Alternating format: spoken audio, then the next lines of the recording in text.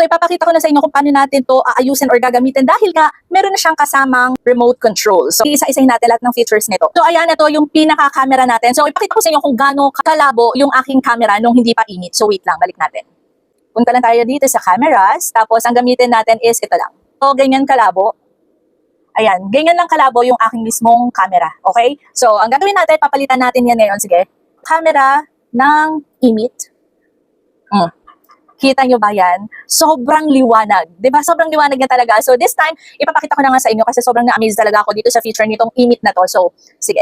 Okay. So, una ng una, pwede nyo rin siyang baguhin dito sa mismong setting ng laptop ninyo. So, from Bluetooth and devices, cameras, then init, that dito sa basic settings, pwede nyo i-adjust yung zoom. Pwede nyo siyang i-zoom dito. Kita nyo yan? Mata ko pa lang sobrang liwanag. Kitang-kita yung mascara ng mata ko, di ba? At ang ginagamit pa lang natin yan na setting ay yung dito sa mismong laptop. Hindi pa mismo doon sa setting ng remote. So this time, try natin yung brightness. So ayan, yun yung sagad and then super bright. Ayan. Pero syempre, dito lang natin sa wag super. Ayan, mga 64. Okay na siguro yan. Or sige. Kasi gabi kami usually nag-meet ng mga clients ko. Well, meron akong pang umaga, pero sa gabi usually yung kausap ko yung isa. So anyway, sige, 75, okay na yan. And then contrast, baguhin natin. Ayan, nababago siya, contrast. Pero syempre doon lang tayo sa medyo, siguro mga 60. Ayan, okay na yan. And then sharpness, yan yung hindi super sharp and then super sharp. So gusto ko siguro sharpness, yan, mga 75. Okay na yan. Okay, and saturation, ganyan, and super saturated. So ang gawin na lang nating max is lahat 75 or ano. So anyways, ayan, kapag ang gagamitin nyo is yung basic settings using your laptop. Pero ang maganda dito is meron na nga siyang kasama na remote control. Okay, so since meron na siya nitong remote control, gagamitin natin siya. Yan. So dito, sa mismong remote control natin, papakita ko muna sa inyo ha. So itong pinakataas na to, ayan yung number 1, reset, image, restore to initial state. So yan yung ginagamit kasi meron dito sa baba, i-advance ko na rin, meron siya ditong times 3, times 5, times 7, times 11 na zoom. So try natin tong 3, ayan. So, try natin, times 5. Ayan, mas zoom na sa akin yung times 5. Try natin tong times 7. Yan, nakikita nyo ba? Nakikita nyo ba? And times 11, ito yung pinaka-zoom niya na. So, kung titignan nyo, grabe, kitang-kita talaga yung sa mata ko. Diba? Kahit yung mascara ko, kitang-kita siya as in. So, itong number 1, i-restore to original state, yun yung pinaka, ayan na. So, halimbawa, kunyari, nagre-present ka, kaso naka-times 7 siya. Ganyan. Or sabihin na, sige, ayan, naka times 11, and then pag pinindot natin tong restored back to original state, ganyan na siya. So next tayo, itong number 2, focus, switch between autofocus and fixed focus. So ang maganda nga kasi dito is meron siyang autofocus. So halimbawa ito, ayan. So kung nakikita nga yan, diba? Nag-autofocus siya and naka-blur ako sa background, pero pag ganyan, nabalik siya dito sa original state. So kapag pinindot natin ito, meron na siyang fixed focus, hindi na siya naka-autofocus. So kahit ganyanin ko, hindi siya basta-basta nag-autofocus. So ibalik lang natin kasi gusto ko is naka-autofocus siya. Para kung halimbawa, meron tayong i-flex sa sa client or kung sino man kausap nyo, di ba? So, makikita agad nila yung inyong fine-flex. Okay? Meron tayong switch between wide angle and telephoto cameras, which is ito siya. Ayan, di ba? Naka-wide angle tayo. So, pag pinindot natin ito, ayan. Doon na agad siya sa pinaka-kitang-kita tayo. So, balik lang ulit natin siya. Ayan. Naka-wide angle na ulit siya. So, number 4, flip, rotate image 180 degrees vertically. And yung number 5, mirror flip image 180 degrees horizontally. So, try natin itong ayan, diba? Naka-flip tayo. And then itong flip, ayan, diba? So kung halimbawa maganda to, kapag halimbawa magpe-present kayo, tapos syempre, kunyari merong something dito na sulat sa background nyo, so mas mabilis makikita nung kausap ninyo kasi meron siyang pang-rotate. Ayan, so pwedeng mabasa nila ng ayos. So halimbawa, ang pinapakita ko is itong tissue. So ayan, diba? Hindi nababasa ng kausap ninyo. So ang gagawin lang natin is i-flip lang natin, flip, and then pag ginanon nyo, ayan na, mababasa na nila yung gusto nyong ipakita, lalo na nga kung may sulat. So maganda na meron na ganong feature na na-flip siya, okay? Zoom in or out, enlarge or reduce image display. So ito yon. So itong plus and minus dito. Naka-wide angle muna tayo. So try nating pindutin itong plus sign. Ang maganda is ayan, unti-unti siyang nag-zoom, hindi siya yung biglaan na nag-zoom. Okay? So ang pinakasagad nito, ayan, kitang-kita yung mata ko. And again, ang maganda dito is super linaw niya. So kahit yung mga mascara ko, diba? Kahit yung mascara ko, kitang-kita nyo talaga. So this time, try natin, i-reduce natin yung image. So unti-unti din siyang nag-zoom out. Diba? Sobrang amazing talaga itong init na to. Number 7, sharpness increase or decrease.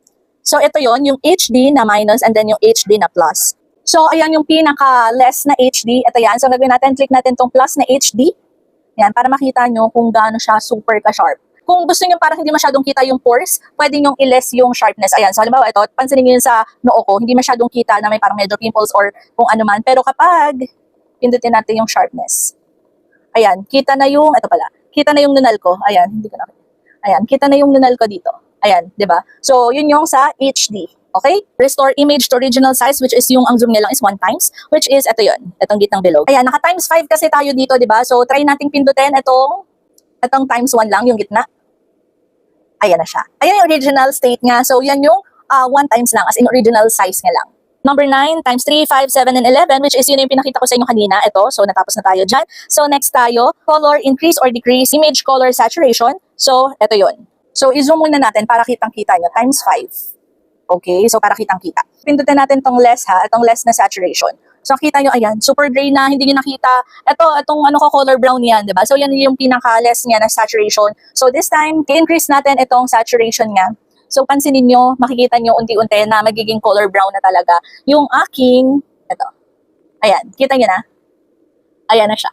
'Di ba? So, kitang-kita nyo na yung pinaka-color nga na tunay. So, maganda yan na merong ganyan. So, para buhay na buhay kayo. Kasi baka mamaya kausap nyo, yan, mukha kang ano, siya tayo, ganyan. So, at least, ayan, kitang-kita yung kulay nyo, kung pale kayo, ganyan. So, kitang-kita. Ang ganda, 'di ba? Super. Brightness, increase or decrease image brightness. Ito naman yun, increase or decrease brightness. So, ito yung pinaka-mababa niya na brightness. So, nakita nyo parang, sobrang dilim talaga. So, this time, click natin tong, increase brightness. So, para makita nyo lang. Kasi, halimbawa, gabi nga kayo makikipag-usap or gagamitin nyo yung webcam na to ng gabi. So, maganda na maliwanag kayo, 'di ba? Para kitang-kita talaga kayo. So anyways, ayan na siya. Sobrang liwanag niya na. And ayan, pinipindot ko pa rin siya. 'Di ba? So maganda to na okay yung brightness niya. So anyways, pwede niyo naman i-control gamit yung basic settings dun sa laptop, pero mas maganda na meron na din naka-ready na ganito na remote para nga less hassle, 'di ba? So anyways, ayan siya. Next is image effect 1, 2, 3, switch image effects, which is ito. So ito, iba't ibang color lang to. So try natin. Ayan, 'di ba? So click natin itong 1. Ayan, naging parang brownish color lang siya. Number 2. Ayan. Okay, number 3. Ayan, super, bet ko yung number 3 kasi parang mas nagiging buhay yung itsura natin. And number 4 is yung as in grayscale siya. O, diba? So, kung halimbawa, okay, gusto ko buhay na buhay ako, ayan. Diba? So, yun yung 1, 2, and 3. Again, 1, 2, 3, 4. Ayan, ganun siya, diba? So, balik natin sa number 3 para buhay na buhay. So, anyways, wait lang. Sige, balik natin siya sa original state natin, which is, sige, ito na. Ayan, so, nakaganyan na siya, times 3 na lang. Ayan, times 3 para mas cute-cute siya. So anyways, ayan ang ating init na yan. So this time, sige, since nakita nyo na naman yung horizontal, try natin siyang i-vertical. Though makikita nyo siya dito na naka-vertical ako, di ba? Pero anyways, gagana pa din naman yung kahit naka-vertical siya. So halimbawa, times 3, times 5, di ba, kita? Times 7, and times 11. Di ba? So kitang-kita ang ating mga pores dyan.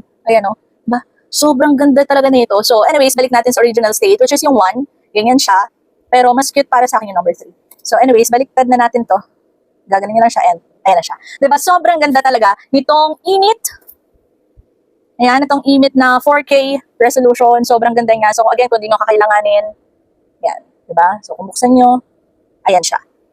Okay? So, ilalagay ko sa yellow basket. Actually, ibang version na to kasi meron na siyang paganyan. Kung very limited ang yung budget, okay lang yun. Meron mas mura dito. Pero, anyways, ito kasing version na to is meron na siyang remote control. Yung mas murang version kasi, gagamitin nyo lang or magagalaw nyo lang yung settings nga through yung laptop or yung app ng Imit. So, ako, mas gusto ko kasi yung merong remote control para pag may biglaan, kasi tarantahin ako. So, kapag kailangan na agad ng mabilisan, so, ikiklik ko lang siya dito sa remote control. So, anyways, ilalagay ko sa yellow basket just in case na gusto nyo ng ganitong webcam ng Imit at kung gusto nyo din itong mismong ilaw ko dito. Ayan, so, napipindot-pindot din kasi yan. Para lang, halimbawa, yun nga, kung gabi, ayan, natatasan at nabababaan din naman kasi yung mismong, ano nga. So, meron siyang, ayan, warm light at meron din siya nung cold light. Okay? So, ayan.